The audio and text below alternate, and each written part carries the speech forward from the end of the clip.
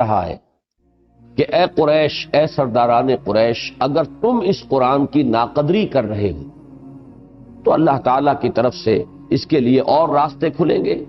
نہ صرف انسانوں میں بلکہ جنات میں بھی اس کی تبلیغ ہوگی اور اس کا پیغام پہنچے گا۔ جیسے کہ ایک مقام پر آیا ہے وَإِن يَكْفُرْ بِهَا هَؤُلَاءِ فَقَدْ وَكَّلْنَا بِهَا قَوْمًا لَيْسُوا بِهَا بِكَافِرِينَ، اگر یہ لوگ اس قرآن مجید کی اور ہمارے نبی صلی اللہ علیہ وسلم کی دعوت کی ناقدری کر رہے ہیں تو اللہ تعالیٰ نے اور قوموں کو اس کے لیے معین کیا ہوا ہے۔ فَقَدْ وَكَّلْنَا بِهَا قَوْمًا لَيْسُوا بِهَا بِكَافِرِينَ، وہ اس کی ناقدری نہیں کریں گے، اس پر ایمان لائیں گے، اس کی پوری قدر کریں گے اور اس سے پورے طور پر مستفید ہوں گے۔ تو یہ معاملہ نہ صرف انسانوں میں بلکہ جنات تک میں ہے۔ پس منظر میں تو وہی ہے رد و قدح اور جو کفر اور اسلام کی کشمکش تھی، اور حضور صلی اللہ علیہ وسلم اور آپ کے جو معاندین اور مخالفین تھے سرداران قریش میں سے، ان کے مابین جو کشاکش جاری تھی، اس پس منظر میں پہلی بات تو پہلے رکوع کے حوالے سے بتائی گئی کہ اگر تم لوگ ایمان نہیں لا رہے ہو تو اور ہیں اللہ تعالیٰ کی مخلوقات میں سے، نہ صرف انسان بلکہ جن بھی جو ایمان لا رہے ہیں اور یہ پیغام پھیل رہا ہے۔ دوسرے رکوع میں وہی جو کشمکش ہے یا کشاکش ہے وہ اپنی پوری شدت کے ساتھ سامنے آتی ہے، اس لیے کہ اس میں پہلا رکوع ختم ہوا اس آیت پر وَأَنَّهُ لَمَّا قَامَ عَبْدُ اللَّهِ يَدْعُوهُ كَادُوا يَكُونُونَ عَلَيْهِ لِبَدًا، کہ جنات نے اپنی قوم کو یہ خبر بھی دی کہ ہم یہ عجیب منظر دیکھ کر آئے ہیں کہ اللہ کا بندہ یعنی محمد صلی اللہ علیہ وسلم جب کھڑے ہوتے ہیں اور مسجد حرام میں کھڑے ہوتے ہیں، اللہ کے گھر میں کھڑے ہوتے ہیں اس کو پکارنے کے لیے، اس سے دعا کرنے کے لیے، نماز پڑھنے کے لیے، تو وہ جو قریش ہیں مکے کے رہنے والے لوگ وہ ان کے اوپر ہجوم کرتے ہیں، پل پڑتے ہیں، ٹوٹ پڑتے ہیں، گویا کہ وہ ٹکا بوٹی کر دیں گے۔ یہ نقشہ دیکھ کر آئے ہیں۔ تو یہی در حقیقت پس منظر میں ہے پورے دوسرے رکوع کے کہ اے نبی ان سے کہہ دیجئے، جیسا کہ آپ دیکھ رہے ہیں، کچھ یاد بھی ہوگا آپ کو، قُلْ إِنَّمَا أَدْعُو رَبِّي وَلَا أُشْرِكُ بِهِ أَحَدًا، اے نبی کہہ دیجئے ان سے میں تو اپنے رب ہی کو پکارتا ہوں، میں ہرگز اس کے ساتھ کسی کو شریک نہیں کروں گا۔ یہ سارا انداز جو ہے یہ گویا کہ بہت ہی فرملی اپنے موقف پر مضبوطی سے جم کر، ان کی مخالفت سے بے پرواہ ہو کر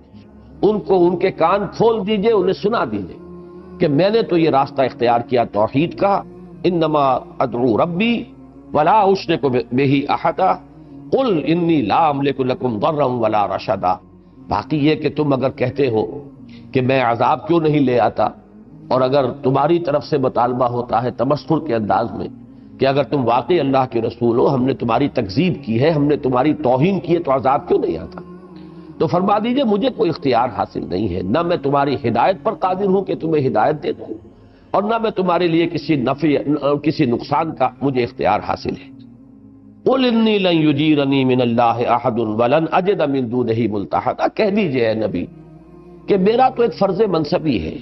الا بلاغا من اللہ ورسالاتہ، یہ تبلیغ اور اللہ کے پیغامات کو تم تک پہنچا دینا یہ فرض منصبی ہے، یہ مجھے ہر صورت ادا کرتا ہے۔ تم رد کرتے رہو، استہزاء کرتے رہو، تبصر کرتے رہو، مذاق اڑاتے رہو، جو چاہو کرو، تم میرے خلاف کوئی اقدام کرو، تم مجھے کوئی نقصان پہنچاؤ، جو چاہو کرو، لیکن مجھے تو بہرحال اپنا یہ فرض جو ہے ادا کرنا ہے، اس لیے کہ اس کے بغیر اگر بالفرض یا بفرض محال اگر میں اس فرض کی ادائیگی میں کوتاہی کروں یا اس سے دستکش ہو جاؤں تو پھر مجھے اللہ کی پکڑ سے بچانے والا کوئی نہیں ہوگا، اور کہیں مجھے کسی جگہ پر سر چھپانے کے لیے اور پناہ لینے کے لیے جگہ نہیں ملے گی۔ یہ پورا انداز بتا رہا ہے کہ بہت ہی یہاں چونکہ وہ کشاکش کی شدت کا منظر ہے، لہذا یہاں 4 مرتبہ قل قل یہ کہہ دیجئے، یہ بھی کہہ دیجئے، ان کے کان کھول دیجئے، اس بات کی وضاحت بھی کر دیجئے۔ یہ تو ان 2 رکوعوں کے مضامین کے درمیان جو ایک اسلوب کا فرق ہے،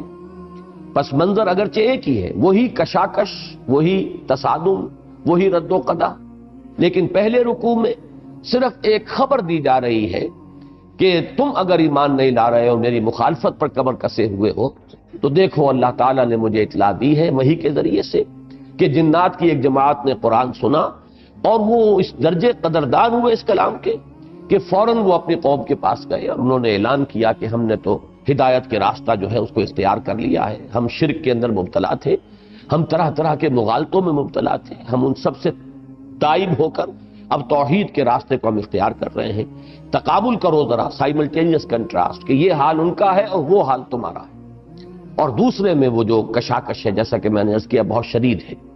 البتہ ایک اور نقطہ جو میں نے عرض کیا تھا وہ یہ کہ جیسے کہ اور بہت سے مقامات پر اس کی مثال ہے، ایک خاص کلام میں اللہ تعالیٰ کی طرف سے بھی تضمین آ جاتی ہے۔ چنانچہ پہلے رکوع میں ساری گفتگو جو ہے وہ جنات کی چل رہی ہے، 19 میں سے 17 آیات جو ہیں وہ جنات کی گفتگو کی گویا کہ اطلاع پر مشتمل ہے کہ یہ بات انہوں نے کہی، یہ بات انہوں نے کہی، اور یہ بھی کہا اور یہ بھی کہا اور یہ بھی کہا۔ البتہ 2 آیات درمیان میں آئی ہیں، وہ 2 آیتیں جو ہیں وہ تضمین ہے اللہ تعالیٰ کی طرف سے۔ نمبر 1 یہ کہ وَأَن لَوِ اسْتَقَامُوا عَلَى الطَّرِيقَةِ لَأَسْقَيْنَاهُم مَاءً غَدَقًا، جب جنات کا یہ قول نقل ہوا کہ جو لوگ ایمان لے آئیں گے، اسلام کے روش اختیار کریں گے، تو انہوں نے تو گویا کہ کامیابی کی راہ تلاش کر لی، کامیابی انہوں نے حاصل کر لی۔ وَأَمَّا الْقَاسِطُونَ فَكَانُوا لِجَهَنَّمَ حَطَبًا، اور یہ جو ناانصافی کرنے والے وہ تو جہنم کا ایندھن بن کر رہیں گے۔ اب یہاں ان کے قول کے ساتھ ہی اللہ تعالیٰ نے مزید اضافہ کرتے ہوئے تضمین فرمائی، وَأَن لَوِ اسْتَقَامُوا عَلَى الطَّرِيقَةِ لَأَسْقَيْنَاهُم مَاءً غَدَقًا، اگر یہ لوگ اس شاہراہ پر قائم رہتے۔ میں نے پہلی مرتبہ پچھلے درس میں اس میں مجھ سے غلطی ہوئی ہے کہ میں نے جب اشارہ کیا تھا کہ یہ الگ طریقہ سے مراد الف لام عہد کا ہے یہاں پر، اور یہاں پر ظاہر بات ہے کہ وہ معہود جو ہے جس چیز کا ذکر کیا جا رہا ہے وہ عہد الست ہے۔ وہاں میری زبان سے نکل گیا تھا کہ جو ارواح انسانی سے بھی لیا گیا تھا، الست بربکم قالوا بلی، لیکن یہ کہ اس کے ساتھ ہی جنات کا لفظ بھی میری زبان سے نکل گیا تھا، لیکن ہمارے ایک ساتھی نے توجہ دلائی کہ وہ عہد الست ارواح سے لیا گیا، اور وہ ارواح کا تعلق جو ہے وہ صرف انسانوں کے ساتھ ہے۔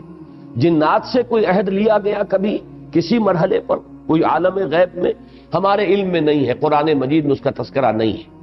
ویسے بھی اس آیت میں میرے خیال میں ذکر جو ہو رہا ہے، اور بہت سی روایات وہ بھی بیان ہونے سے رہ گئی تھی،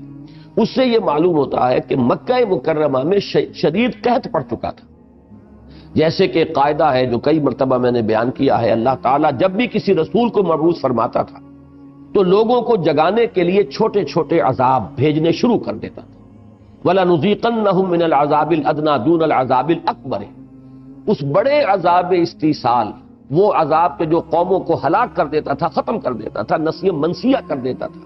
اس سے پہلے اللہ تعالیٰ چھوٹی چھوٹی تکلیفیں، چھوٹے چھوٹے مصائب، چھوٹے چھوٹے عذاب بھیجتا تھا تاکہ یہ جاگیں، ہوش میں آئیں۔ اس لیے کہ جب عیش ہو، آرام ہو، ہر شے کی کثرت ہو، آرام سے زندگی گزر رہی ہو، آسائشیں ہو، تو غفلت زیادہ طاری ہو جاتی ہے۔ اگر کچھ تکلیف ہو، کچھ بھوک ہو، کہیں کوئی کسی حیثیت سے کوئی انسان کے لیے مضرت اور نقصان دہ معاملات ہو رہے تو آدمی جاگتا ہے، ہوش میں آتا ہے۔ تو یہ تو ہمیشہ سے سنت اللہ رہی ہے رسولوں کے باب میں، جب بھی کسی رسول کو بھیجا تو اس طرح کے چھوٹے چھوٹے عذاب، چھوٹی چھوٹی تکالیف، تاکہ لوگ ہوش میں آئیں اور کان سنیں۔ میری سنو جو گوش حقیقت نیوش ہو، تو تاکہ لوگوں کے گوشت جو ہے وہ حقیقت نیوش بن جائیں، سننے کے لیے آمادہ ہو جائیں۔ اور بہت سی روایات سے یہ ثابت ہوتا ہے کہ مکہ مکرمہ میں بھی ایک طویل قحط کی صورت پیدا ہو گئی تھی، اور اس کی وجہ سے لوگ شدید پریشان تھے۔ اس وقت میں اس پس منظر میں یہ آیت نازل ہوئی ہے، وَأَن لَوِ اسْتَقَامُوا عَلَى الطَّرِيقَةِ لَأَسْقَيْنَاهُم مَاءً غَدَقًا، اگر یہ اس طریق پر، اس شاہراہ توحید پر قائم رہتے تو ہم انہیں پلاتے پانی، خوب سیراب کرتے انہیں، ہم انہیں جل تھل کر دیتے۔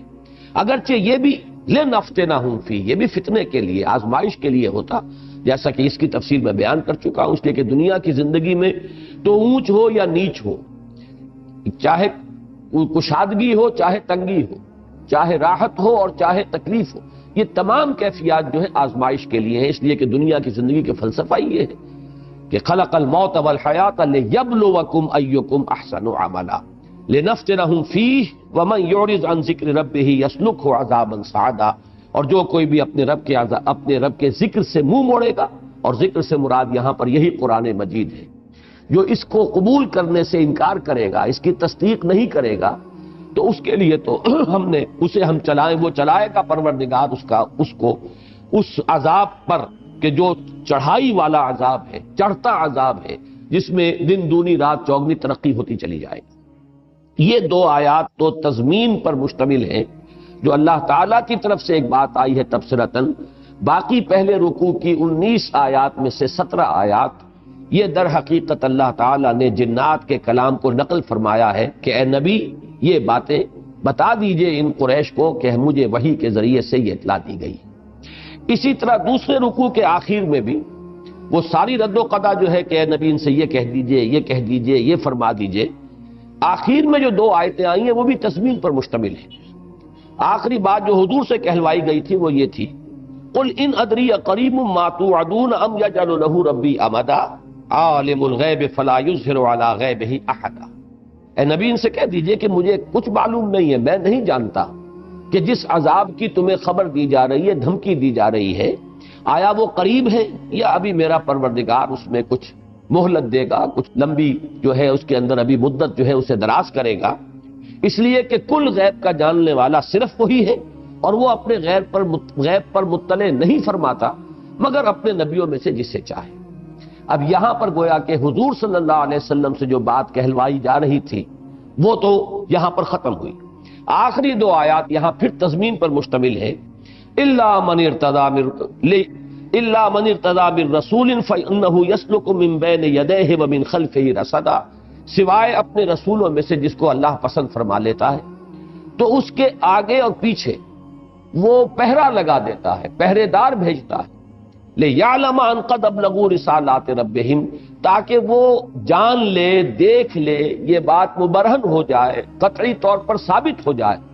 کہ انہوں نے اپنے رب کے پیغامات کو پہنچا دیا جیسے کہ پہنچانے کا حق تھا۔ اس لیے کہ اسی کے بعد سوال پیدا ہوتا ہے کہ اگر کوئی وہ رد کر رہے ہیں اتمام حجت کے باوجود تو پھر ان کو ہلاک کیا جائے گا، ان پہ وہ آخری عذاب جو ہے وہ بھیجا جائے گا۔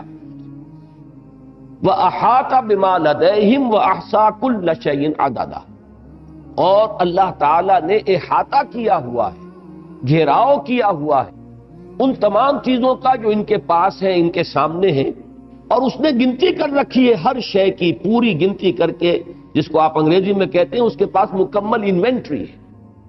اس کا تعلق در حقیقت اس آیت کے ساتھ ہے جو اس دوسرے رکوع کے درمیان میں آئی ہے کہ حتیٰ اذا رأوا ما یوعدون، جب وہ دیکھیں گے وہ شے جس کا کہ ان کو دھمکی دی جا رہی ہے، جس کا وعدہ دیا جا رہا ہے، یعنی عذاب، فسیعلمون، اس وقت وہ جان لیں گے، من اضعف ناصرا واقل عددا، کون ہے کہ جو اپنے مددگاروں کے اعتبار سے کمزور تر ہے،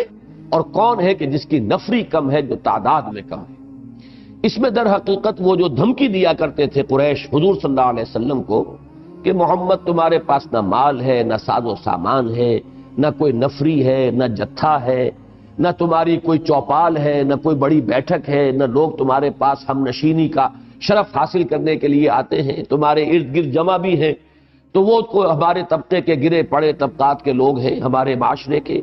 غلام ہیں، یہ ہے فلاں ہے، یہ خباب الارت ہے، یہ لوہار ہے، یہ فلاں ہے، تو تم ہمارا مقابلہ کیسے کرو گے؟ کیسے تمہیں یہ احساس ہوتا ہے کہ تم کھڑے ہوئے ہو، ڈٹے ہوئے اپنے مقام پر؟ تو یہ جو ان کی طرف سے بار بار بات آتی تھی، اور میں نے اس کے لیے آج یہاں نوٹ کیا ہے کہ یہ بات تفصیلاً آئی ہے سورہ مریم میں۔ سورہ مریم کی آیات 73 تا 75 میں آپ کو پڑھ کر سنا رہا ہوں۔ وَإِذَا تُتْلَىٰ عَلَيْهِمْ آيَاتُنَا بَيِّنَاتٍ، جب انہیں ہماری آیات بینات پڑھ کر سنائی جاتی ہیں، قَالَ الَّذِينَ كَفَرُوا لِلَّذِينَ آمَنُوا، تو کہتے ہیں وہ لوگ جنہوں نے کفر کیا ان سے جو ایمان لائے، أَيُّ الْفَرِيقَيْنِ خَيْرٌ مَقَامًا وَأَحْسَنُ نَدِيًّا، دونوں گروہوں میں سے کون ہے جس کا مقام اور مرتبہ بھی بہتر ہے، اور جن کی جو مجلس ہے وہ بھی بہت ہی اعلیٰ ہے۔ ہمارے پاس ایک تم ہو کہ تمہارے پاس جو لوگ آتے بھی ہیں وہ پھٹے حال، غریب، غلام، ایک ہم ہیں، ہماری مجلس دیکھو سرداروں پر مشتمل ہے، ہماری چوپال ہے۔ أَيُّ الْفَرِيقَيْنِ خَيْرٌ مَقَامًا وَأَحْسَنُ نَدِيًّا، یہ دو گروہ جو ہیں اس وقت جو بالمقابل ہیں، جن کے درمیان یہ کشمکش یا کشاکش ہو رہی ہے، ان میں سے کون ہے اپنے مقام کے اعتبار سے بہتر اور برتر، اور کون ہے جس کی مجلس جو ہے بڑی شاندار ہے، بڑی سجی سجائی ہوئی مجلس ہے۔ اس کے بعد اللہ تعالیٰ نے تبصرہ فرمایا، وَكَمْ أَهْلَكْنَا قَبْلَهُمْ مِنْ قَرْنٍ، کتنی ہی نسلیں اور قومیں گزری ہیں جن کو ہم نے ہلاک کر دیا۔ ہم احسن اساسا وریا، وہ تو ان سے کہیں بڑھتے تھے اپنے سامان میں، اور وہ جو نمود و نمائش، ریا، دکھانے والی چیزیں جو ہے، ان کا دبدبا، ان کی شان و شوکت، ان کا ساز و سامان، ان کا مال و اسباب، جس کو آپ اساس البیت کہتے ہیں، ان کے گھروں کے اندر جو چیزیں تھیں وہ ان سے بھی کہیں بڑھ کر تھیں۔ قوم عاد ہے، قوم سمود ہے، بڑی بڑی قومیں ہیں، آل فرعون ہیں، ان کے محلات جو ہیں ان کا تصور کرو۔ وَكَمْ أَهْلَكْنَا قَبْلَهُمْ مِنْ قَرْنٍ هُمْ أَحْسَنُ أَثَاثًا وَرِئًا قُلْ مَنْ كَانَ فِي الضَّلَالَةِ فَلْيَمْدُدْ لَهُ الرَّحْمَنُ مَدًّا، اے نبی ان سے کہہ دیجئے جو کوئی گمراہی کے اندر مبتلا ہے تو اللہ تعالیٰ کا تو قاعدہ یہ ہے کہ وہ اس کی رسی اور دراز کرتا ہے۔ اگر اسی سامان کی کثرت کی وجہ سے ایک شخص ہلاک ہو رہا ہے تو جیسے کہ کہا جاتا ہے کہ گڑ دے کر اگر کسی کو مارا جا سکے تو زہر دینے کی ضرورت کیا ہے؟ اگر انہی چیزوں کے ذریعے سے وہ اپنے لیے ہلاکت اور بربادی کا سامان فراہم کر رہے ہیں تو اللہ کی سنت یہ کہ اور دیتا ہے، گویا کہ رسی دراز کرتا ہے کہ انہی کی وجہ سے اگر تم پر غفلت کے پردے دبیز سے دبیز تر ہو جائیں تو لو ہم تمہیں اور دیتے ہیں۔ حتیٰ اذا راؤ ما یوعدون، یہ بیان ہوئے الفاظ ہیں جو یہ سورہ جن کی آیت میں آئے ہیں۔ حتیٰ اذا راؤ ما یوعدون، جب وہ دیکھیں گے جس چیز کا کہ ان سے وعدہ کیا جا رہا ہے، اور وہ چیز کیا ہے؟ اما العذاب و اما الساعہ، یا تو دنیا میں جو عذاب آتا ہے ہلاکت کا، یا قیامت۔ دو چیزیں ہیں، دو چیزوں کی خبریں جو ہے اللہ کے رسولوں نے ہمیشہ دی ہیں، ایک قیامت آئے گی، اخروی عذاب آئے گا۔ ایک یہ کہ دنیا میں ہلاک کر دیے جاؤ گے اگر میری دعوت کو تم نے قبول نہ کیا۔ تو اما العذاب و اما الساعہ فسیعلمون من هو شر مکانا واضعف جندا، اس وقت انہیں معلوم ہو جائے گا کون ہے اپنے مرتبہ و مقام کے اعتبار سے بدتر، اور کون ہے کہ جس کے پاس لشکر جو ہے وہ بڑا ہی کمزور ہے۔ یہ سمجھتے ہیں کہ بڑا ہمارا لاؤ لشکر ہے، ہمارے پاس بیٹھنے والے، ہمارے حامی، ہمارے ہم نشین، یہ تو بڑے باعزت لوگ ہیں، سردار ہیں اپنے اپنے قوموں کے، لیکن اس روز معلوم ہو جائے گا کہ کسی میں کوئی طاقت نہیں ہے۔ تو سورہ جن کی آخری آیت میں وَأَحَاطَ بِمَا لَدَيْهِمْ، اسی ساز و سامان کی طرف اشارہ کیا جا رہا ہے کہ ان کے پاس جو کچھ ہے، یہ جو بھی چاہیں زور لگا لیں، اپنا مال صرف کر لیں، اپنے اسباب کو صرف کر لیں، لیکن یہ کہ اللہ کی دعوت کو یہ روک نہیں سکیں گے، اور محمد الرسول اللہ صلی اللہ علیہ وسلم کے مشن کے راستے میں کسی شے کو رکاوٹ بنا کر حائل نہیں کر سکیں گے۔ وَأَحَاطَ بِمَا لَدَيْهِمْ، جو کچھ ان کے پاس ہے اللہ اس کا احاطہ کیے ہوئے ہے، کوئی چیز اس کی پکڑ سے نکلنے والی نہیں ہے، کوئی اس کی گرفت سے اور اس کے حکم سے باہر ہو جانے والی شے نہیں ہے۔ وَأَحْصَىٰ كُلَّ شَيْءٍ عَدَدًا، اور اپنی جن اشیاء پر اور ساز و سامان پر اور وسائل و ذرائع پر انہیں بڑا اس وقت غرور ہے اور گھمنڈ ہے اور غرہ ہے، ان سب کی گنتی ہم نے کی ہوئی ہے، ایک ایک شے ہمارے ہاں درج ہے کتاب میں، کوئی چیز بھی ہمارے علم سے باہر نہیں ہے۔ وہ علم کے جو اللہ تعالیٰ کا وہ قدیم علم ہے اس میں ہر چیز محفوظ ہے۔ یہ اس آیہ مبارکہ کا میں سمجھتا ہوں کہ حق ہے کہ جو پچھلی مرتبہ ادا نہیں ہوا تھا۔ اب آئیے سورہ مزمل کی طرف۔ سورہ مزمل کے جو 20 آیات پر مشتمل ہے، اور یہاں صورت یہ ہے کہ پہلا رکوع 19 آیات پر مشتمل ہے، اور دوسرا رکوع یہ واحد مثال ہے پورے قرآن مجید میں کہ ایک پورا رکوع جو ہے صرف ایک آیت پر مشتمل ہے۔ ایک مثال آپ کو مل جائے گی سورہ بقرہ میں کہ ایک رکوع جو ہے وہ 2 آیتوں پر مشتمل، لیکن یہ کہ ایک ہی آیت پر ایک رکوع کا مشتمل ہونا میرے علم کی حد تک اس وقت کوئی اور مثال میرے سامنے نہیں ہے۔ وہ صرف کس سورہ مبارکہ میں ہے، 19 آیات پر مشتمل ہے پہلا رکوع، اور ایک آیت طویل ترین آیت ہے قرآن مجید کی طویل ترین آیات میں سے ایک ہے، وہ ہے کہ جس پر دوسرا رکوع مشتمل ہے۔ یہ سورہ مزمل اور سورہ مدثر جس پر ہم اللہ کے فضل و کرم سے آج پہنچ گئے ہیں، ہمارا درس جو ہے یہاں تک آ پہنچا ہے، یہ قرآن مجید میں سورتوں کے جو جوڑے ہونے کا تصور بار بار آپ کے سامنے آیا ہے، اس کی ایک نہایت حسین اور نہایت ہی نمایاں مثال ہے۔ اس لیے کہ دونوں صورتوں میں آغاز ہو رہا ہے حضور صلی اللہ علیہ وسلم سے خطاب، اور خطاب بھی ایک ہی لفظ، در حقیقت دونوں کے معنی ایک ہے، مدثر مزمل، کپڑے میں لپٹنے والا، لحاف میں لپٹنے والا، اور حضور کو خطاب کیا گیا دونوں میں اسی لفظ کے ذریعے سے، اور دونوں میں آپ دیکھیں گے کہ ابتدا میں براہ راست خطاب جو ہے وہ محمد الرسول اللہ صلی اللہ علیہ وسلم سے۔ یہ جو جوڑوں کی میں بعض مواقع پر تفصیلاً بھی گفتگو کرتا رہا ہوں، تو آج بھی چند باتیں نوٹ کر لیں کہ قرآن مجید کی اکثر صورتیں جوڑوں کی شکل میں ہیں، نمبر 1،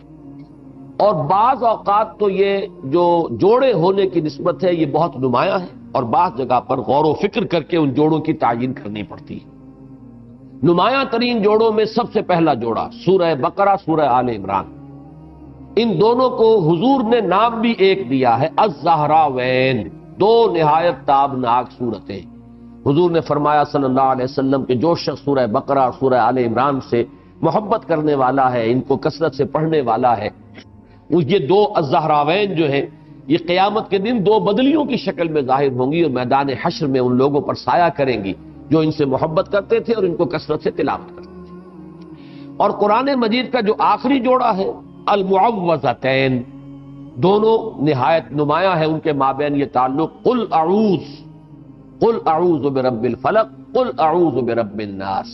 اب یہ تعوذ کا مضمون ایک ہے جس کو دو حصوں میں تقسیم کر دیا گیا ہے، وہ تو جو ان کے درمیان تقسیم کی جو مناسبت ہے وہ انشاءاللہ تعالی جب ہم وہاں پہنچ جائیں گے تفصیل سے گفتگو ہوگی۔ پھر ایک جوڑا جو ہے قرآن مجید کے بالکل وسط میں ہے، وہاں صورت اس طرح کی نہیں ہے جیسے کہ الزہراوین میں ہے، یعنی سورہ بقرہ اور سورہ آل عمران میں،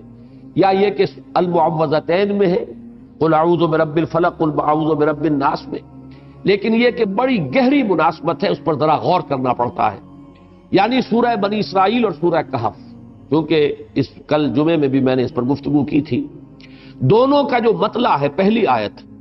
اس میں بڑی گہری مناسبت ہے، دونوں میں حضور کا ذکر ہے، دونوں میں حضور کی نسبت عبدیت کو نمایاں کیا گیا ہے، ایک میں وہ نسبت عروجی ہے، ایک میں نسبت نزولی ہے۔ ایک میں یہ ہے کہ حضور سبحان الذی اسری بعبدہ لیلا من المسجد الحرام الى المسجد الاقصی، اور ایک میں الحمدللہ الذی انزل علی عبدہ الکتاب، ایک میں حضور کو اوپر لے جایا گیا ہے اور ایک میں حضور پر اوپر سے کلام الہی کے نزول کا تذکرہ ہے۔ پھر ایک کا آغاز ہوا ہے تسبیح سے، التسبیح نصف المیزان والحمدللہ تملؤہ، تسبیح اور تحمید، سبحان اللہ اور الحمدللہ، یہ دونوں کلمات جو کمپلیمنٹری ہیں کہ جس سے معرفت خداوندی کا تصور مکمل ہو جاتا ہے۔ ایک میں سلبی پہلو ہے، نیگیٹو پہلو ہے، اللہ پاک ہے، اعلیٰ ہے، منزہ ہے، عرفہ ہے ہر عیب سے، ہر نقص سے، ہر ذوف سے، ہر احتیاج سے، اور دوسرے میں مثبت اثباتی پہلو ہے کہ اللہ تعالیٰ کی ذات مبارک میں تمام محاسن، تمام کمالات موجود ہیں بتمام و کمال۔ تو بات ایک ہی ہے، کہنے کے انداز دو ہیں۔ اسی طریقے سے دونوں سورتوں کا اختتام ہوا ہے دو آیتوں پر، سورہ بنی اسرائیل بھی قل دو مرتبہ آیا، قل الحمدللہ الذی لم یتخذ ولدا، آخری آیت ہے، اس سے پہلے ہے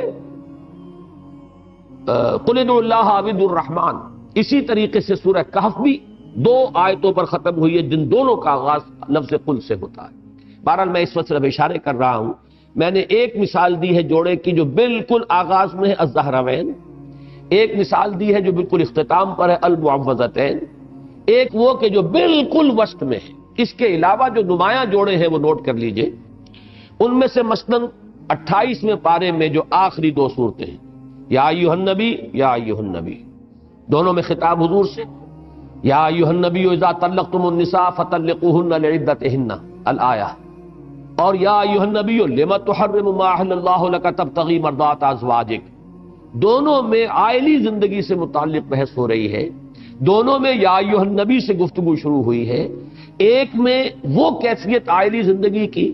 کہ جس میں عدم موافقت ہو جائے شوہر اور بیوی میں اور نوبت طلاق تک پہنچ جائے، ایک میں وہ آپس کی محبت کی وہ شدت اور آپس کی جو باہمی اعتماد ہے اس کی اس قدر شدت کہ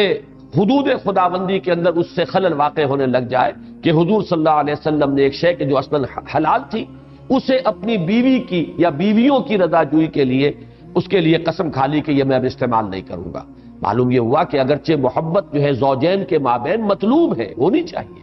لیکن ایک حد تک، اس حد سے آگے نہ بڑھے۔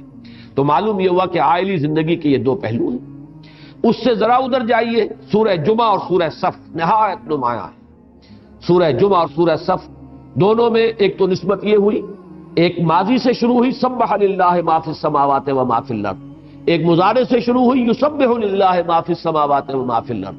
دونوں میں مرکزی آیات جو ہے وہ حضور کی سیرت سے متعلق ہے، بعثت محمدی صلی اللہ علیہ وسلم کے دو پہلو۔ حضور کو کیوں بھیجا گیا؟ هو الذی ارسل رسولہ بالہدی ودین الحق لیظہرہ علی الدین کلہ،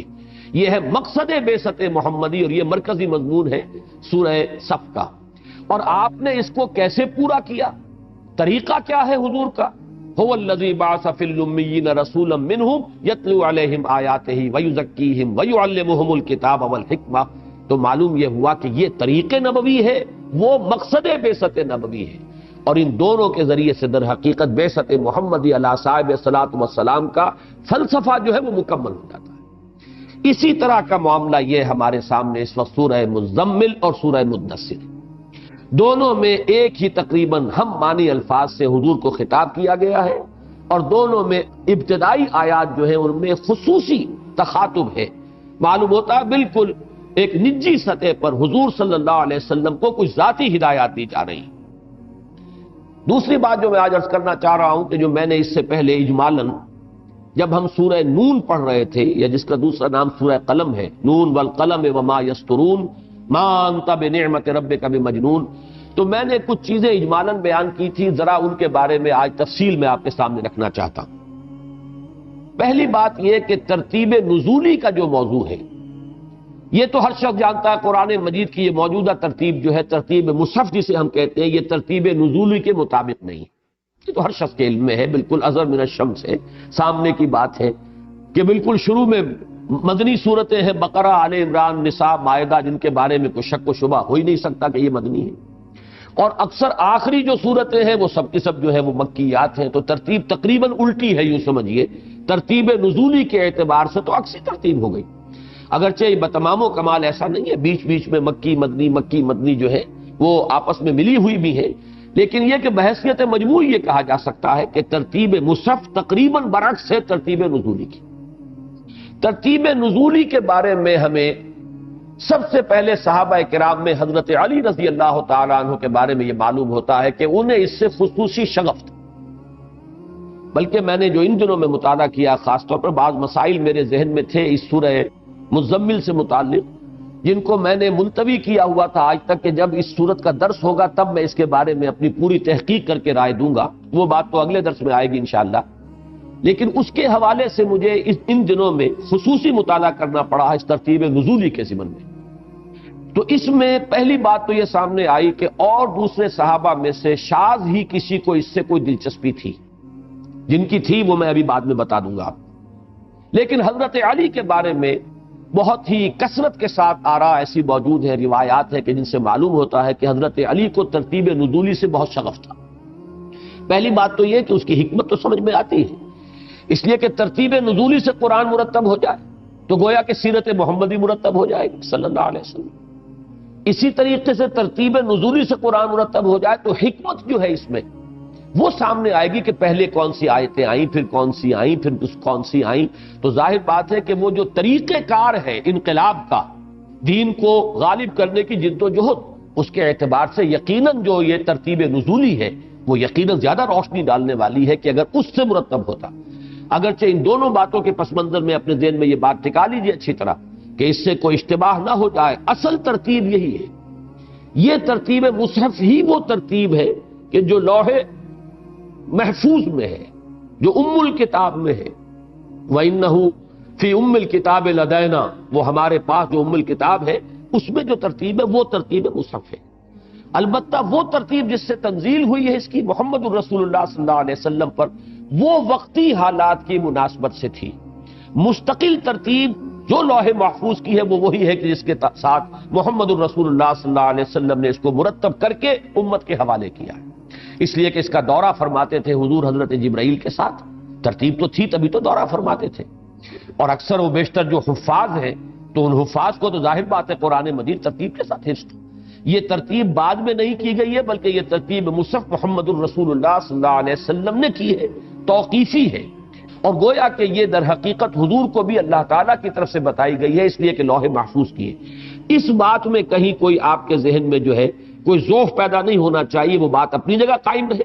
البتہ یہ بات اپنی جگہ ہے کہ ترتیب نزولی سے اگر قرآن پر غور کیا جائے تو ہمیں دو فائدے حاصل ہوں گے۔ ایک تو یہ کہ ہمارے سامنے سیرت النبی صلی اللہ علیہ وسلم قرآن مجید کی صورت میں آ جائے گی، جیسے کہ حضرت عائشہ نے فرمایا تھا بعض تابعین کی فرمائش پر،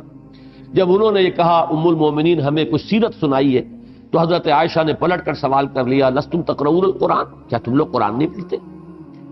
انہوں نے حیران ہو کر عرض کیا کہ ہم نے تو آپ سے سیرت کے بارے میں کہا، قرآن تو ہم پڑھتے ہیں، لیکن حضرت عائشہ نے پھر فرمایا کھانا خلق القرآن، حضور کی سیرت قرآن ہی تو ہے، لیکن یہ کہ اس صورت کی بجائے اگر یہ ترتیب نزولی میں ہو تو پھر تو واقعتاً یہ سیرت محمدی بن جائے صلی اللہ علیہ وسلم۔ دوسرے یہ کہ وہ طریقہ کار جو ہے انقلاب کا، اس کی ترتیب ہمارے سامنے ترتیب نزولی ہی کے حوالے سے زیادہ واضح اور منقع ہو کر آ سکتی ہے کہ پہلے مرحلے میں کیا کیا گیا، پھر کیا کیا گیا، پھر کیا کیا گیا، کون سا قدم پہلا تھا، کون سا بعد کا تھا، تقدیم کیا ہے، تاخیر کیا ہے۔ یہ اگر سامنے ہو تو یقیناً وہ جو منہاج انقلاب نبوی، منہج انقلاب نبوی پر میں نے کتاب بھی لکھی ہے، وہ ہمارے سامنے قرآن مجید کی ترتیب ہی کے ذریعے سے وہ بات واضح ہو جاتی۔ لیکن جیسا کہ میں نے عرض کیا ہے کہ صحابہ میں سے بہت کم صحابہ کو اس کے ساتھ کوئی شغف تھا۔ ایک حضرت حسین کو تھا، وہ بھی چونکہ صغار صحابہ میں سے ہیں اگرچہ، لیکن صحابہ میں سے، اس لیے میں ان کا ذکر کر رہا ہوں۔ اور دوسرے حضرت عبداللہ ابن عباس، چونکہ ان کا خاص ایک شغف ہے قرآن مجید کے تفسیر کے ساتھ، حضور نے حبر الامہ، امت نے قرار دیا ہے، حضور نے دعا کی تھی ان کے لیے کہ اللہم فقہہ فی الدین وعلمہ التاویل، تو حضرت عبداللہ ابن عباس، حضرت حسین رضی اللہ تعالی عنہما، صرف ان کے بارے میں ہمیں معلوم ہوتا ہے، اور یا پوری شدت کے ساتھ حضرت علی کے بارے میں کہ انہیں اس سے خاص شغف تھا۔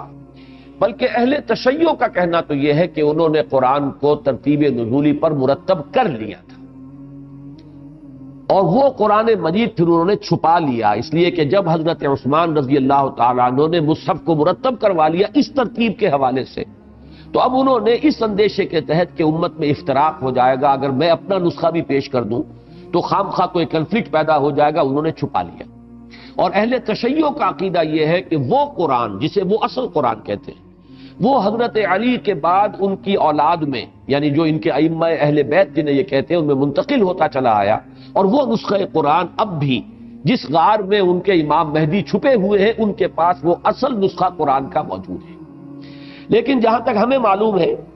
اس طرح کی کوئی حقیقت نہیں ہے، بلکہ میں نے جو کچھ مطالعہ کیا ہے ان دنوں میں، اس میں ایک حقیقت سامنے آئی جو اس سے پہلے میرے سامنے نہیں تھی، کہ حضرت علی جب حضرت ابو بکر کے ہاتھ پر بیعت ہو گئی خلافت کی رضی اللہ تعالی عنہما، تو کچھ عرصے تک وہ خانہ نشین رہے، گھر میں رہے، باہر نہیں آئے۔ تو اس سے سمجھا یہ گیا ہے کہ انہیں شاید حضرت ابو بکر کی بیعت ناپسند آئی، ان کی خلافت جو ہے اس کو انہوں نے پسند نہیں فرمایا۔ کوئی مختلف روایتیں بھی آتی ہیں کہ انہوں نے یہ شکوہ بھی کیا کہ ہمیں بعد میں یہ بعض روایات میں آتا ہے، تاریخی روایات میں، کہ پھر جب آئے ہیں انہوں نے بیعت کی ہے حضرت ابو بکر سے رضی اللہ تعالی عنہ، تو ساتھ ہی یہ کہا کہ مجھے، اور اب میں آپ کو اس کا حقدار اور اہل سمجھتا ہوں، لیکن مجھے شکایت صرف یہ تھی کہ ہمیں مشورے میں شریک نہیں کیا گیا، اس لیے کہ سقیفہ بنی سعدہ میں اس وقت ایک ہنگامی اور بالکل ایمرجنسی کی صورت پیدا ہو چکی تھی، اس میں ذرا سی تاخیر ہوتی تو انصار نے تو فیصلہ کر لینا تھا کسی انصاری صحابی حضرت سعد بن عبادہ رضی اللہ تعالیٰ عنہ کے ہاتھ پر بیعت کرنے کا، اور ایک دفعہ وہ بیعت ہو جاتی تو پھر اس کے اندر کوئی تبدیلی کرنا جو ہے وہ ناممکن ہو جاتا۔ اس لیے حضرت عمر اور حضرت ابو بکر رضی اللہ تعالیٰ عنہما کو جب یہ معلوم ہوا کہ یہ مسئلہ ہو رہا ہے تو فوراً گئے، تدفین جو ہے حضور صلی اللہ علیہ وسلم کی اس کام کو بھی چھوڑ کر گئے کہ امت کا یہ کام اس وقت زیادہ ضروری ہے، اور حضرت علی چونکہ قریب ترین عزیز تھے حضور کے، وہ وہاں مصروف رہے۔ تو جب بیعت ہوئی حضرت ابو بکر کی تو حضرت علی اور حضرت عباس رضی اللہ تعالیٰ عنہما یہ دونوں اس وقت موجود نہیں تھے مجمع میں۔ عام روایت تو یہی آتی ہے کہ حضرت علی نے یہ فرمایا کہ مجھے کوئی اختلاف نہیں ہے آپ سے، میں سمجھتا ہوں کہ آپ اس کے اہل ہیں، آپ ہی اس کے حقدار ہیں، لیکن یہ کہ ایک شکوہ تھا کہ آپ نے ہمیں مشورے میں شریک نہیں کیا گیا۔ لیکن مجھے اب جو مطالعے میں بات آئی ہے وہ یہ کہ انہوں نے یہ عذر پیش کیا تھا کہ میں نے اصل میں یہ قسم کھا لی تھی کہ میں اپنی چادر نہیں اوڑھوں گا۔ یہ چادر نہ اوڑھنا در حقیقت کنایا ہے کہ گھر سے باہر نہیں نکلوں گا۔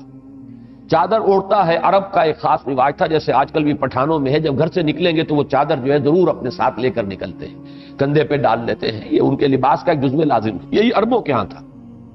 کہ میں اپنی چادر نہیں اوڑھوں گا جب تک قرآن کو جمع نہیں کروں۔ تو میں اصل میں ہمہ وقت لگ گیا قرآن مجید کو جمع کرنے پر۔ یہ روایت ہے کہ جو ان دنوں میں مطالعے کے دوران میرے سامنے آئی۔ باقی ایک کتاب الفہرست کے نام سے مرتب کی ہے ابن الندیم نے، اور اس نے وہاں لکھا ہے کہ حضرت علی رضی اللہ تعالی عنہ نے سورتوں میں جو ترتیب معین کی ہے وہ حسب ذیل ہے، لیکن عجیب بات یہ ہے کہ اس کے بعد وہ عبارت غائب ہے، کوئی اور مضمون شروع ہو جاتا ہے۔ تو معلوم یہ ہوتا ہے صاحب اتقان نے یہ لکھا ہے کہ ایسا محسوس ہوتا ہے کہ شاید وہاں سے وہ عبارت بعد میں غائب کی گئی ہے، صفحہ نکال لیا گیا ہے۔ کوئی ایسی ہستی تھی یا کوئی شخصیت جو نہیں چاہتی تھی کہ حضرت علی رضی اللہ تعالیٰ عنہ کے نزدیک جو ان صورتوں کی ترتیب نزولی ہے وہ لوگوں کے علم میں آئے، واللہ عالم۔ ایک اور میں بیان آپ کو سنا رہا ہوں، وہی امام سیوطی لائے ہیں اسے اپنی کتاب الاتقان میں، کہ محمد کا بیان ہے کہ میں نے اکرمہ سے رحمت اللہ علیہ، یہ اکرمہ جو ہے تابعین میں بہت بڑے مفسر، بہت بڑے عالم قرآن ہیں، میں نے اکرمہ سے کہا کہ قرآن کو ترتیب نزولی کے مطابق جمع کر دو، تو اس پر اکرمہ نے جواب دیا رحمت اللہ علیہ کہ اگر تمام جن و انس جمع ہو جائیں کہ قرآن کو ترتیب نزولی کے مطابق مرتب کریں تو یہ ان کی طاقت سے باہر ہے، یہ ناممکن ہے۔ اب اس کا کوئی امکان نہیں ہے کہ ترتیب نزولی کے حوالے سے قرآن کو مرتب کیا جا سکے، اس لیے کہ اگر تو صحابہ کے دور میں اس کی طرف شغف ہوتا، اس پر محنت کی گئی ہوتی تو چیزیں لوگوں کے علم میں آتی، لیکن چونکہ اس کی طرف توجہ ہوئی ہی نہیں، لہذا اب کوئی امکان نہیں ہے کہ تیقن کے ساتھ یہ کہا جا سکے کہ یہ ترتیب نزولی ہے، اس صورت کے بعد یہ، اس صورت کے بعد یہ، بلکہ پوری صورتیں بھی تو نازل نہیں ہوئی ہیں بہت سی، لہذا اس میں کون سی آیات پہلے ہیں پھر کون سی آیات ہیں۔ تو میں بھی اتفاق کرتا ہوں اس قول کے ساتھ کہ یہ ناممکن ہے، اور در حقیقت یہ ایکسرسائز ان فیوٹیلٹی ہے، اس کے اوپر جو بھی محنت کرے گا اس کا نتیجہ کچھ نہیں نکلے گا۔ میرے اپنے ذہن میں ایک عرصے میں، بہت عرصے کی بات ہے، یہ چیز بڑی سوار رہی ترتیب نزولی کے سلسلے میں، انہی دو وجوہات کی بنا پر جو میں بیان کر چکا ہوں، اور مجھے تلاش رہی، اور الحمدللہ کہ شروع کی کچھ صورتوں کے بارے میں نے ایک رائے قائم کی، بہت پہلے قائم کر لی تھی۔ ان دنوں جو میں نے مطالعہ کیا تو میں نے اللہ کا شکر ادا کیا کہ معلوم یہ ہوا کہ سلف میں بھی تقریباً اسی پر اجماع ہے ابتدائی صورتوں کے بارے میں، وہ میں بعد میں عرض کروں گا۔ تو دور صحابہ اور دور تابعین میں ہمیں صرف یہ چار نام ملتے ہیں۔ حضرت عبداللہ ابن عباس رضی اللہ تعالی عنہما، انہوں نے کچھ مدنی اور مکی صورتوں کی ترتیب جو ہے معین کی ہے، یا حضرت حسین ابن علی رضی اللہ تعالی عنہ، انہوں نے بھی ترتیب مرتب کی۔ پھر حضرت اکرمہ، یہ جو ہیں تابعین میں سے ہیں، لیکن یہ حضرت عبداللہ ابن عباس رضی اللہ تعالی عنہما کے یہ مولا ہیں، آزاد شدہ غلام، اور ان کے شاگرد بھی ہیں۔ اور محمد بن نعمان ابن بشیر صحابی ہیں، ان کے بیٹے یہ محمد، یہ بھی تابعی ہیں۔ ان چار افراد نے، ان سے ہمیں روایات ملتی ہیں کہ کم سے کم یہ کہ مکی مدنی کی ترتیب انہوں نے معین کی ہے، اور بعض صورتوں کے بارے میں انہوں نے یہ بھی معین کیا ہے کہ فلاں صورت مکمل مکی ہے سوائے فلاں آیات کے، تو اس سے بھی ہمیں کچھ روشنی ملتی ہے۔ اس سے زیادہ ہمیں وہ جو قرن اول ہے ہماری تاریخ کا، اس میں ہمیں کچھ نہیں ملتا۔ درمیان کے پورے عرصے میں ہمارے مفسرین نے اس پر کوئی خصوصی محنت نہیں کی، اور میں سمجھتا ہوں اس کی وجہ وہی ہے جو حضرت اکرمہ نے فرما دیا تھا کہ تمام جن و انس بھی جمع ہو جائیں تو یقین کے ساتھ اب اس کا تعین کرنا ناممکن ہے، تو جس کے لیے میں نے ابھی انگریزی کے الفاظ استعمال کی، ایکسرسائز ان فیوٹیلٹی، بیکار کی ایک محنت ہے، لہذا اس میں ہمارے مفسرین نے کوئی خصوصی محنت نہیں کی۔ البتہ یہ بات آپ کی دلچسپی کے لیے میں عرض کر رہا ہوں کہ اس دور میں آ کر مستشرقین نے اس پر بڑی محنت کی ہے۔ ولیم میور نے بڑی محنت کی ہے، گسٹاف وائل نے بڑی محنت کی ہے، نوئل ڈیکے نے بڑی محنت کی ہے، ایچ گرم نے کی ہے، راڈویل نے کی ہے۔ یہ 5 نام مستشرقین میں سے ہیں جنہوں نے قرآن مجید پر تدبر کیا، غور کیا، اور مضامین، انٹرنل جو ایویڈنس ہے صورتوں کے مضامین کا، داخلی جو اس کی شہادتیں ہیں، اس کے حوالے سے ترتیب معین کی ہے۔ لیکن یہ کہ ان کی ترتیبوں سے سب سے، ہمارے اس زمانے میں ایک کتاب لکھی ہے، مولانا ابوالکلام آزاد مرحوم کے سیکریٹری تھے پروفیسر محمد اجمل خان، انہوں نے باقاعدہ ایک مکمل کتاب اس موضوع پر لکھی۔ انہوں نے یہ ساری ترتیبیں دے دی، حضرت عبداللہ ابن عباس کی ترتیب یہ ہے، سورتوں کی ترتیب، اور حضرت حسین اور حضرت اکرمہ کی یہ ہے، اور حضرت محمد بن نعمان ابن بشیر کی یہ ہے، پھر نوئل ڈیکے کی یہ ہے، ولیم میور کی یہ ہے۔ وہ سارا جو ہے انہوں نے بڑی محنت کی ہے، وہ تو میں سمجھتا ہوں کہ پی ایچ ڈی کا تھیسس اس کو ہونا چاہیے تھا، کیونکہ مولانا ابوالکلام آزاد کا جو خصوصی شغف تھا قرآن مجید کے ساتھ، اس کا گویا کہ ایک عکس سمجھیے کہ ان کے سیکریٹری تھے پروفیسر محمد اجمل خان، انہوں نے حضور کی ایک سیرت بھی مرتب کی ہے قرآن مجید کی ترتیب نزولی کے حوالے سے، اور نمبر 2 یہ کہ انہوں نے قرآن مجید کی سورتوں کی ترتیب نزولی پر ایک مکمل کتاب لکھی۔ ایک یہ کہ اس صدی میں ایک شیعہ مفسر ہیں مرزا ابو الفضل، انہوں نے بھی اس کو جو ہے اس پر محنت کی ہے، لیکن ان کی تقریباً تحقیق کا نتیجہ وہی ہے جو نوئل ڈیکے کا ہے، معلوم ہوا کہ انہوں نے اسی کو نقل کیا۔ یا اس صدی میں ایک شام کے مفسر گزرے ہیں محمد عزت درویزہ، انہوں نے ایک کتاب جو لکھی ہے، نئی تفسیر ہے، تفسیر الحدیث، یعنی جدید ایک انداز میں انہوں نے ایک نئی تفسیر لکھی ہے۔ انہوں نے بھی ترتیب نزولی کے مطابق جو ہے وہ تفسیر لکھی ہے کہ سب سے پہلے وہ جو سورہ علق کی سورہ علق، پھر سورہ نون، پھر سورہ مزمل، پھر سورہ مدثر، وہ سورہ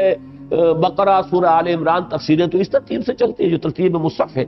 لیکن یہ التفسیر الحدیث محمد عزت درویزہ نے جو لکھی ہے وہ لکھی ہے ترتیب نزولی کے اعتبار سے۔ پروفیسر اجمل خان صاحب نے بھی جو انٹرنل ایویڈنس کے ذریعے سے جو باتیں کہی ہیں، میرے دل کو ان میں سے کسی نے اپیل نہیں کیا، اور جیسا کہ میں نے عرض کیا، میں نے ایک زمانے میں جو بھی غور و فکر کیا تھا، اور میں نے آپ کو بھی سورہ نون کا جب ہم نے درس کا آغاز کیا تھا تو میں نے کچھ باتیں اس کے ضمن میں بتائی تھی۔ ان دنوں میں جو میں نے تفصیلی مطالعہ کیا ہے تو واقعہ یہ کہ میرے قلب کی گہرائیوں سے اللہ تعالیٰ کا شکر اور حمد جو ہے وہ نکلا ہے، اس لیے کہ میں نے یہ محسوس کیا کہ اللہ تعالیٰ نے وہ مناسبت عطا فرمائی ہے کہ میرے سامنے وہی ترتیب تھی ابتدائی صورتوں کی جو حضرت عبداللہ ابن عباس، حضرت حسین، حضرت اکرمہ، حضرت محمد بن نعمان ابن بشیر، انہوں نے، اور وہی جو ہے ترتیب وہ محمد عزت درویزہ جو ہے انہوں نے بھی وہی ترتیب لی ہے۔ وہ ترتیب میں پہلے آپ کو بتا چکا ہوں ابتدائی صورتوں کی۔ وہ ترتیب یہ ہے کہ سب سے پہلے سورہ علق، نمبر 2 سورہ نون یا سورہ قلم جو ہم پڑھ چکے، نمبر 3 یہ سورہ مزمل، نمبر 4 سورہ مدثر، نمبر 5 پر حضرت عبداللہ ابن عباس اور حضرت محمد ابن نعمان ابن بشیر اور حضرت حسین، حضرت اکرمہ، نمبر 5 پہ یہ لاتے ہیں سورہ لہب، تبت یدا ابی لہب وتب، یہ ہے ان کی ترتیب۔ لیکن یہ کہ محمد عزت درویزہ نے نمبر 5 پر سورہ فاتحہ کو لیا ہے اور نمبر 6 پر سورہ مسد، یعنی تبت یدا ابی لہب وتب۔ یہاں تک میری ترتیب اس ترتیب کے ساتھ بالکل ٹیلی کرتی ہے، اور اس میں نے شاید آپ کو یاد ہو اس وقت کہا تھا کہ عجیب ترتیب ہے۔ 5 آیتیں سورہ علق کی سب سے پہلے نازل ہوئی، پھر 7 آیتیں وہ جو شروع میں ہے سورہ نون کے۔ اس وقت میں نے کہا تھا، آج اپنی بات میں ترمیم کر رہا ہوں، میں نے کہا تھا 7 ہی آیتیں سورہ مزمل کی، لیکن آج میں عرض کر رہا ہوں کہ 10 آیتیں سورہ مزمل کی۔ اس کے بعد پھر 7 آیتیں ہیں جو سورہ مدثر کی ہیں، اس کے بعد پھر سورہ فاتحہ وہ بھی 7 آیات پر مشتمل ہے، پھر سورہ مسد وہ 5 آیات پر مشتمل ہے۔ اس طریقے سے یہ 6 وحیاں تقریباً متفق علیہ ہے کہ ان کی ترتیب یہی ہے۔ سب سے پہلی مکمل سورت جو نازل ہوئی ہے محمد الرسول اللہ صلی اللہ علیہ وسلم پر، وہ سورہ فاتحہ ہے۔ پہلے جو 4 وحیاں آئی ہیں وہ مکمل سورتیں نہیں ہیں۔ سورہ علق کی ابتدائی 5 آیات، سورہ قلم کی 7 آیات، سورہ مزمل کی 10 آیات، سورہ مدثر کی 7 آیات، یہ علیحدہ علیحدہ ہے، یہ مکمل صورتیں نہیں۔ دوسری بات، ان جو 4 وحییں ہیں ان کے اندر جو مشترک ہے وہ یہ ہے کہ ان میں خصوصی خطاب ہے حضور سے صلی اللہ علیہ وسلم۔ اقرأ بسم ربک الذی خلق، نون والقلم وما یسطرون، ما انت بنعمت ربک بمجنون، یا ایھا المزمل قم اللیل الا قلیلا،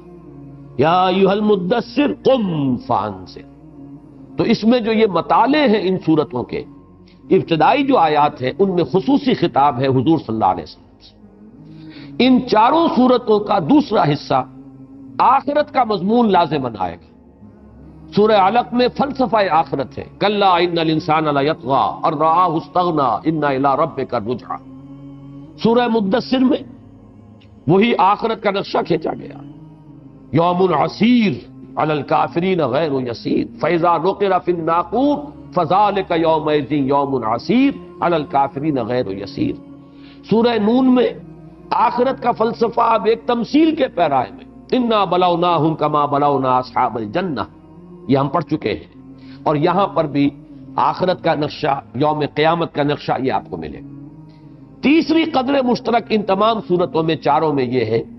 کہ حضور کے معاندین اور مخالفین کا تذکرہ ہے، اور اس میں 2 کردار نمایاں ہو کر آئے ہیں۔ سورہ علق میں ابو جہل ہے، ارایت الذی ینہا عبدا اذا صلی، ارایت ان کان علی الہدی او امر بالتقوی، ارایت ان کذب وتولی الم یعلم بان اللہ یرا۔ اسی طریقے سے سورہ نون میں وہ ہم پڑھ چکے ہیں، ولید ابن مغیرہ، فلا تطع المکذبین ودوا لو تدہن فیدہنون ولا تطع کل حلاف مہین ہماز مشاء بنمیم مناع للخیر معتد اثیم عتل بعد ذلک زنیم ان کان ذا مال وبنین اذا تتلی علیہ آیاتنا قال اساطیر الاولین۔ اور اسی طریقے سورہ مدثر میں آپ دیکھیں گے، ذرنی ومن خلقت وحیدا وجعلت له مالا ممدودا وبنین شہودا ومہدت له تمہیدا ثم یتبع ونزید کلا انہو کان لآیاتنا عنیدا۔ سورہ مزمل میں آپ دیکھیں گے کہ جمع کے صیغے میں آیا، ذرنی والمکذبین اولی النعمہ، اے نبی چھوڑیے مجھے اور ان لوگوں کو، ان سے نبٹنے کے لیے میں کافی ہوں، آپ اپنی توجہ رکھیے، جو آپ کو حکم دیا جا رہا ہے آپ اس کے اوپر عمل فرمائیے، باقی ان کو، یہ ہمارے قابو سے کہیں نکل جانے والے نہیں ہیں، ہم ان سے نبٹ لیں گے، چھوڑیے مجھے اور ان کو۔ اور یہی مضمون جو ہے ذرنی ومن یکذب بہذا الحدیث، یہ سورہ نون میں بھی ہے، اور ذرنی ومن خلقت وحیدا یہ سورہ مدثر میں بھی ہے۔ تو یہ جو تین حصے ہیں ان سورتوں کو، ان کو نوٹ کر لیجئے کہ یہ 4 سورتیں، سورہ علق، سورہ نون، سورہ مزمل، سورہ مدثر، ان کے اندر یہ چاروں کے اندر یہ تین حصے موجود ہیں، اور یہ واقعتاً ہر اعتبار سے ثابت ہوتا ہے عقلاً نقلاً کہ یہی ابتدائی وحییں ہیں، اور یہی صورتیں ہیں کہ جن کے شروع میں جو ابتداءً جو حضور پر آیات نازل ہوئی وہ شامل ہیں۔ اب آئیے سورہ مزمل کا لفظی ترجمہ اور اس کے ساتھ لفظ بلفظ ہمارا مطالعہ۔ 10 آیات کا آج خیال ہے، دیکھیے اللہ تعالیٰ جہاں تک بھی ہمیں پہنچائے، تو آئیے کہ ہم پہلے تلاوت کر لیں اس کی۔ اعوذ باللہ من الشیطان الرجیم، بسم اللہ الرحمن الرحیم، یا ایھا المزمل قم اللیل الا قلیلا نصفہ او انقص منہ قلیلا او زد علیہ ورتل القرآن ترتیلا انا سنلقی علیک قولا ثقیلا ان ناشئۃ اللیل ہی اشد وطئا واقوم قیلا ان لک فی النہار سبحا طویلا واذکر اسم ربک وتبتل الیہ تبتیلا رب المشرق والمغرب لا الہ الا هو فاتخذہ وکیلا واصبر علی ما یقولون واہجرہم ہجرا جمیلا۔ صدق اللہ العظیم۔ یا ایھا المزمل، اے کپڑے میں لپٹنے والے۔ سب سے پہلے تو یہ سمجھ لیجئے کہ یہ لفظ مزمل در حقیقت متزمل ہے۔ متزمل باب تفاعل سے تزمل کہتے ہیں کپڑے میں اپنے آپ کو لپیٹ لینا، اور ذرا سے فرق کے ساتھ یہی معنی ہے مدثر، دال پر بھی تشدید اور سے پر بھی، سا پر بھی، یہاں پر بھی مزمل میں زا پر بھی تشدید اور نیم پر بھی تشدید، یا ایھا المزمل یا ایھا المدثر۔ البتہ اس کے بارے میں جمہور کی قرات تو یہی ہے باب تفاعل سے مدثر مزمل، لیکن یہ کہ حضرت اکرمہ کی جو اس کی قرات ہے وہ زا یا دال کی تخفیف کے ساتھ ہے، یا ایھا المزمل، مزمل نہیں مزمل، اور مدثر نہیں مدثر، گویا کہ ایک میں باب تفاعل سے بنے گا اور ایک میں باب تفعیل سے، تو یہ ذرا فرق ہے قرات کا، لیکن جمہور کی قرات وہی ہے متزمل، یعنی مزمل بن گیا، تے اور سے مدغم ہو گئے، مدثر متدثر تھا، تے اور دال جو ہے اس کے اندر جمع ہو گئے تو مدثر بن گیا۔ اکرمہ اس کو مزمل بھی پڑھتے ہیں، مزمل بھی پڑھتے ہیں، فاعل بھی مفعول بھی، مفہوم کے اعتبار سے کوئی فرق واقع نہیں ہوتا، متزمل ہے تو کپڑے میں لپٹنے والا، مزمل ہے کپڑا اپنے گرد لپیٹ لینے والا، اس کے اندر مفعول اب بن جائے گا کپڑا جس کو کہ اس نے اپنے گرد لپیٹ لیا ہے۔ مزمل ہے تو اس کے اندر البتہ ایک مفہوم پیدا ہوتا ہے کہ یا ایھا الذی زمل امرا عظیما، اے وہ شخص جس پر ایک بہت بڑا بوجھ ڈال دیا گیا ہے، بہت بڑی ذمہ داری آ گئی ہے، یہ اگر مزمل پڑھا جائے مفعول کی حیثیت میں۔ اب یہاں سوال پیدا ہوتا ہے کہ جب معنی یہی ہے کہ کپڑے میں لپٹ کر لیٹنے والا،